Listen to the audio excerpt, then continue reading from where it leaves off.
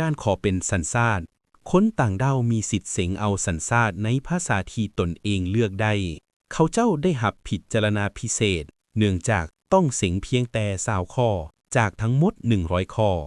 ในการสัมภาษณ์เพื่อขอสัญชาติกฎหมายคนต่างด้าวและสัญชาติให้การพิจารณาเป็นพิเศษสำหรับการเสงยังความรู้ของผู้สมัครที่มีอายุหลายกว่า65ปี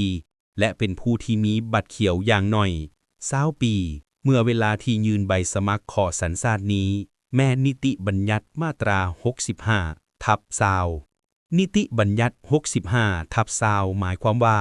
ผู้สมัครมีอายุ65ปีและถือบัตรเขียวมาได้20ปีมื้อนี้ค่อยจะพามาเห็นฮู้ข้อสอบเสียง20ข้อที่ว่ามานั่นคำถามข้อที่1ให้ระบุชื่อหรือภาคส่วนของรัฐบาลคำตอบสภาคองเกรสคำถามข้อที่2มือใดที่พวกเขาฉลองวันเอกราชคำตอบ July 4คำถามข้อที่3ในอเมริกาพวกเขาปกครองกันด้วยระบบเศรษฐกิจแบบใดคำตอบระบบนายทุนคำถามข้อที่4ในเดือนใดที่พวกเขาปอนบัตรเลือกเอาประธานาธิบดีคำตอบ November คำถามข้อที่5สิทธิหรือเสรีภาพอันหนึ่งที่อยู่ในข้อแก้ไขรัฐธรรมนูญนั่นแม่นหยังคำตอบสิทธิในการปากเว้าคำถามข้อที่6 2 ภาคส่วนของรัฐสภานั่นแม่นหยังคำตอบวุฒิสภาและผู้แทนราษฎรคำถามข้อที่7ประธานาธิบดีคนทำอิฐของอเมริกาแม่นไผคำตอบจอร์จวอชิงตันคำถามข้อที่8ท่านมาร์ตินลูเทอร์คิงจูเนียร์เฮ็ดหยังคำตอบต่อสู้เพื่อสิทธิของพลเมืองคำถามข้อที่9หน้าที่รับผิดชอบอย่างหนึ่งสำหรับคนสัญชาติอเมริกาเท่านั้นแม่นหยังคำตอบการรับใช้เป็นลูกขุนในศาลคำถามข้อที่10สิ่งสำคัญอย่างหนึ่งที่ท่านอับราฮัมลิงคอล์นเฮ็ดไว้แม่นหยังคำตอบการปลดปล่อยทาส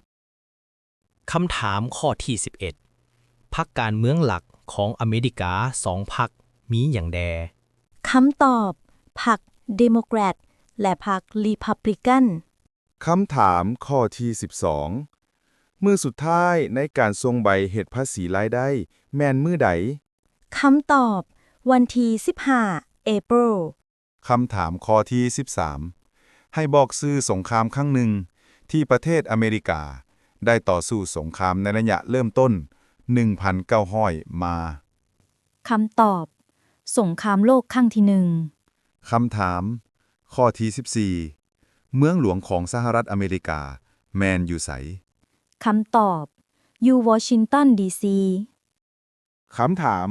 ข้อที่15อนุสาวรีย์เทพีประชาธิปไตยแมนอยู่ไส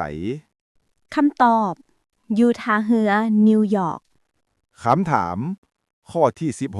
16เป็นหยังทุงอเมริกาจึงมีดาว50ดวงคำตอบเพราะว่าอเมริกามี50ลัฐคำถามข้อที่17คนอเมริกาอายุจักปีจึงจะมีสิทธิ์ปอนบัตรเลือกตั้งได้คำตอบต้องมีอายุ18ปีขึ้นไป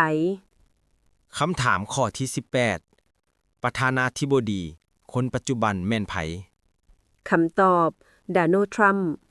คำถามข้อที่19แม่นไผแม่นวุฒิสภาสมาชิก